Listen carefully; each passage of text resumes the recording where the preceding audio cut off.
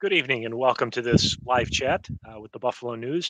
I'm Bruce Andriatch, Assistant Managing Editor at the News, along with two reporters, Sandra, who covers Erie County government for us, and Charlie Specht, who covers politics. And there's a reason they're both here today, and that's because it is primary day in Erie County and actually all across New York State. You'd be forgiven if you didn't know that, especially in Western New York, where we haven't had a lot of high profile, a lot of marquee races. There have been some, but unlike previous years when primary day has provided lots of storylines and lots of intrigue, we're not expecting any big surprises when the polls close at 9 o'clock this evening. And Charlie, I think that's reflected a little bit in what we've heard so far today in terms of turnout in Western New York. It is, Bruce, and really the reason for that is no, big ticket races, president, governor, even county executive. That race hasn't really gotten underway yet, and is going to kind of hold off until the primaries. Talking with the Board of Elections commissioners on the Democratic and Republican side, less than 25% of registered voters in Erie County are even eligible to vote in some of these races. So, you just don't have a lot of big ticket headliners, but in the places where there are contested races, they're sort of burning particularly hot, which is not uncommon for primary races on both the Democratic and Republican side. It is a great point, and of course, you have to be registered with a political party to even have a chance to vote today. And then there's a chance that whatever party you're registered with might not have a primary in your town, in your city, wherever you might live. But if you live in Southern Erie County, there's a pretty hotly contested race going on between two people, both of whom want the Republican and conservative nominations for the county legislature. And Sandy, you've been covering that race between Lindsay Braytek Larigo and James Malshevsky. And what do you expect we're going to see come out of that race tonight? We've certainly seen a lot come out in the days leading up to the primary. Yes, we have. Just to give some background, Jim Malshevsky and Lindsay Braytek Larigo are the ones who are trying to replace Joe Larigo, who was a longtime veteran county legislator, served as minority leader. When he left, the seat was supposed to be filled by another conservative, registered conservative, because Joe Larigo was a conservative. Lindsay Braytek Larigo, who happens to be married to Joe Larigo, had thrown her hat in the ring to be appointed to that seat. But there was a last minute change of registration for lifelong Republican Jim Malshevsky, who decided that he too was going to throw his hat in the ring. So it's been a very interesting showdown between someone who, is a veteran town board member who's going and who's been in the seat for the last 6 months, versus a younger, energetic person who has a lot of support from the Conservative Party in the upcoming primary.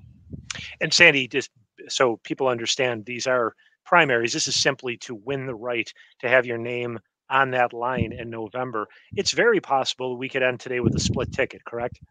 That's very possible. Normally, before recent changes in state law made it easy for people to switch party affiliation before a primary race, it would have been very difficult to see what you're going to see, what you're seeing now, which is two of the same candidates vying for both the conservative line and the Republican line. You have a longtime Republican and an avowed conservative who both switched to the other party in order to make these primaries possible. Right. And so everyone's clear, whatever happens today on June 20, June 20, June 27th, yeah, 7th. is this again is just for the right to continue on in November. But Charlie, when it comes to the city of Buffalo, we know that people who win the Democratic primary, with some very notable exceptions, often then have their way cleared to winning in November. And that's likely the case with a couple of the really maybe the only marquee races going on today. Can you talk a little bit about what we're going to see, especially from India Walton and Zanetta Eberhard? Yeah, speaking of that notable exception, India Walton is back. Of course, she won the Democratic primary, shocked the political world in Western New York in 2021 by beating Mayor Byron Brown. And the Democratic primary eventually lost in the general election, but she's back trying to get a spot in City Hall here. And the incumbent councilman, Ulysses Wingo, decided not to run again. So India threw her hat in the ring, and she is running against Zanetta Everhart, who is a top aide to State Senator Tim Kennedy and has been really front and center since the mass shooting in 514 just over a year ago at Tops on Jefferson Avenue. So two high-profile members of the community who are, Black women, very outspoken, very, popular. Really, each one of them has their own sort of constituency. So the people I've spoken with about this really not really sure who's going to take this. Zanetta, has the party backing behind her. She's the endorsed candidate. But India Walton, much like Mayor Brown, has proven that, she has her own operation and doesn't necessarily need headquarters to be successful in an election here. That race has, there's been over $100,000 raised for that race, which for a common council race is really unheard of. That is a huge amount. India raised about $30,000, and Zanetta raised over $70,000. Of course, Tim Kennedy is really the best fundraiser, hands down, in Western New York. So you have to think that some of that is, attributed to his position. She raised money in the community and also outside, a lot of outside money coming in both the Maston district race and the Ellicott district race. And worth noting, you mentioned that Zanetta Everhart has spoken out about what happened at the Tops Markets on May 14th. Her son was wounded that day. And as a result of that, you have a common council race where outside the city of Buffalo, I would think generally speaking, and really outside of the district, people might not be paying close attention. This is a little bit different. Our friends at the New York Times thought so and had a story on this race in the Times just in the last couple of days. Charlie, the other race that's significant is the Ellicott district. Not probably on the same level as Everhart and Walton, but also an important race going forward.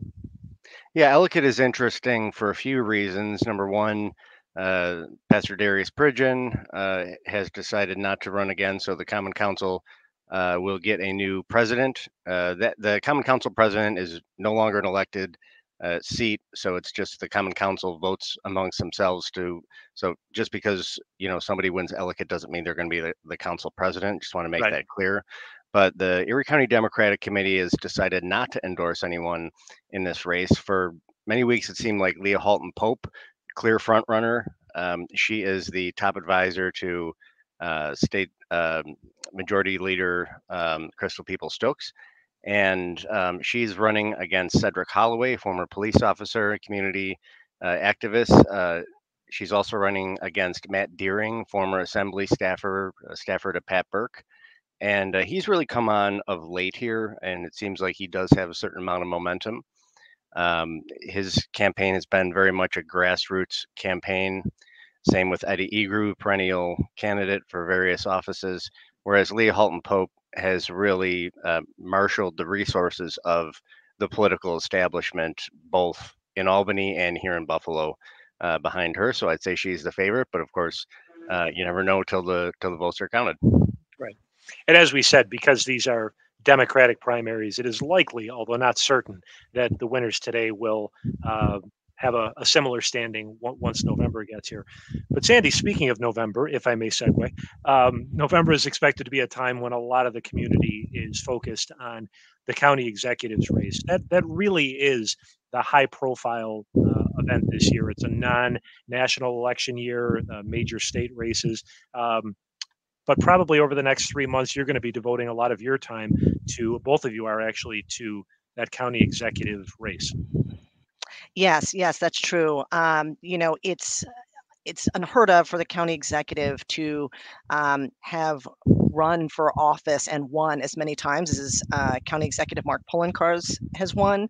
And yet here he is again going up against Chrissy Casilio, who is the endorsed Republican challenger. Her race right now seems to be getting off to a slow start, but there are many months left between now and November. So obviously, the county executive is going to be running on his long record. I imagine his challenger, as she has in the past, is going to move forward with pretty typical conservative platform agenda items, including spending. There's a likelihood that she might be talking a little bit more about the county executives handling the COVID-19 pandemic. All things which happened in the last 4 years. So that will be a race to watch, certainly, as we get past the primary. And Sandy, if Mark Poloncarz is successful, this would be his fourth term in office. Is that correct? Yes, it would be incredible. But his campaign is showing no signs of slowing down.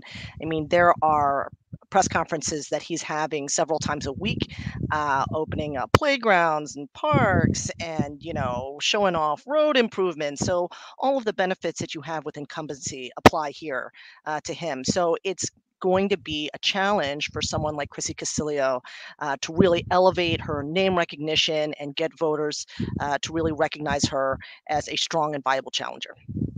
And Charlie, just my last question for you.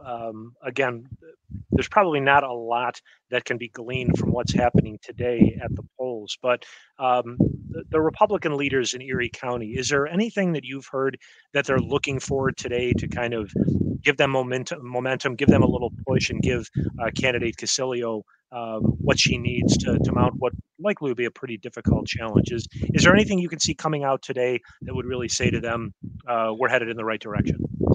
So it's really tough to use, for instance, the 10th district legislative contest as some sort of barometer, because it is kind of an anomaly. You have the Larigo family, which is dumping a ton of money into this race, and the state conservative party on their behalf. So that is hard to tell, but it is interesting to watch as far as this simmering, sort of feud that's been happening over many months here between the Republican and conservative parties. I mean, on one hand, that's the reason it took so long for the conservatives to come out and back Chrissy Casilio. Chairman Michael Crocker is, trying to sort of rebuild the party. I think it's kind of accepted among many Republicans that nobody is coming out and saying that Casilio is, definitely going to come and defeat Poloncarz. If you look at the last two elections, you had people like Ray Walter, Lynn Dixon, established figures. A lot of people thought Mickey Kearns was going to get into the race this year. We heard that there were a lot of Republicans that wanted to run if Poloncarz was not running. There were rumors about him taking a job in Albany. But it is hard to go against, an incumbent, especially one, who's a proven vote getter throughout the county.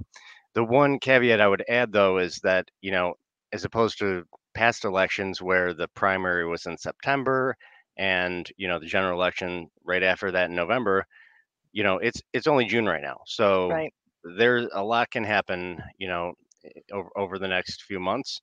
And, one of the reasons Casilio was picked because it was, thought that she could self-fund. So once she does start doing that, start raising some money and running ads and taking stands on issues, things could change very quickly. It's a great point. It's not that many years ago that this time of year was the so-called dead time in politics, waiting for the September primary to come. But that's all changed, and it's changed kind of the shape of elections going forward. When you have you have a little bit more than 4 months to prepare, as opposed to usually under 2. It's going to make the political season a little bit different. But I know both of you will be paying close attention to it. We'll be reading a lot more about this going forward. With that, thank you for joining us tonight. Thank you, Sandy and Charlie, and hope to see you again the next time we have a chat. We'll be Thanks, here. Bruce.